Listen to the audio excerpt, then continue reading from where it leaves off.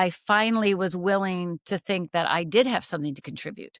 Because for most of my life, I thought that I was my past and how could I contribute? I really believed my bad, negative self-talk. I really believed that all my past mistakes were who I am and who I was. So I couldn't, for a long time, I couldn't think of doing anything like this because I couldn't even think it was possible for me. Yeah. I mean, sometimes we think we are our past, like you said earlier. And I think it also leads to shame in some ways, I would say, right? Like we feel like, oh, there's nothing for me to say because I am this and that, without knowing that, or without realizing or accepting that all that thing that we are labeling ourselves as is something that we've healed from or are over already in the past. Yeah. Well, I think most people are haunted by their past. And I think most people come to listen to us right here or take a class or go to therapy or hire a coach because they want permission to actually live the life their soul intended, to live their purpose, to live their destiny.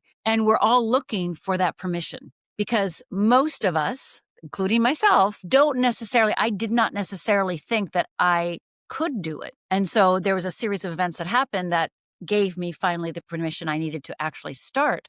But I think that's what most people are looking for. And the challenge is that when we're continuously looking for permission and we try one place and then another place and then the third place and the fifth place, and then now it's 20 years later and we're still not doing it, then we blame ourselves because I have not taken action. It must be my fault. When really it's fear's fault. It's not yours fault. You're not your fault at all. Not your fault at all. I'm taking that with me from this episode. It is not your fault at all.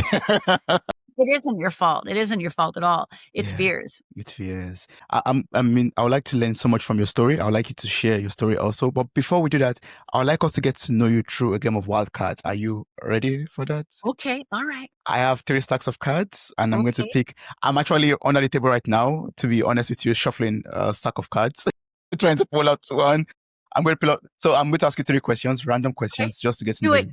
Do it. Yes. Just to, shake things up a little bit. So the first card is our icebreakers level. It says, what is the first thing you think of when you say I love? Well, I think of I love God. Mm. I love God. I love source. I love divine. I love the fact that I'm alive and that I can breathe.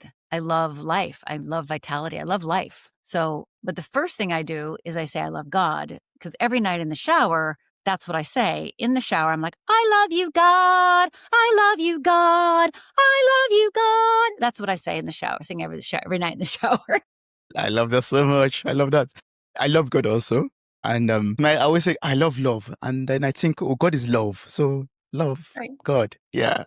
And I don't care if you call it God, divine, source, universe, light. It doesn't matter what it's called to me. But I know that there's something bigger than me. And I love that exists. Yes. Amen to that. Thank you for that answer. Are you ready for the second question? It says, what is something normal to you that others find weird? What's normal to me that other people would find weird?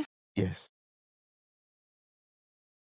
Gosh. Well, I write at all times, night and day. If I get inspired, I write, and I don't care if it's 2 a.m. or 8 a.m. or 8 p.m. or 5 p.m. or 2 p.m. So I write no matter what time it is. So I think that's a lot of people think that's weird because many writers have a schedule, and then I can have a schedule, but really that's not how I work. And one of the things that I teach my students and that I subscribe to is rhythm.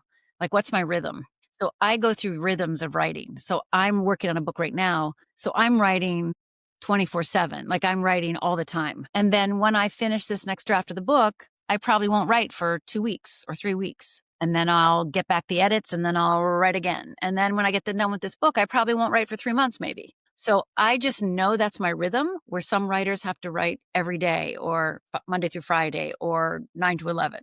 So I think a lot of people would think that's weird. And I also write anywhere. I write in bed.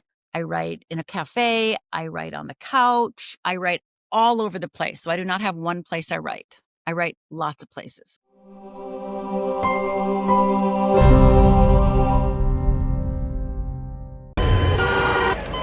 Aletheia Companion is now live on the App Store.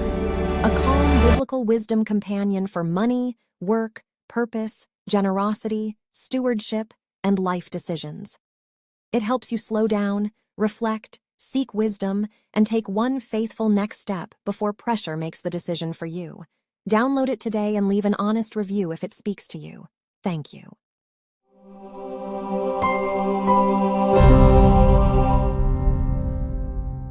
If this conversation resonated with you, consider following or subscribing to Mirror Talk on your favorite podcast platform. You can also support the show by sharing this episode with someone who might need it and by leaving a 5-star rating. It helps these conversations reach more people who could benefit from them. Thank you very much.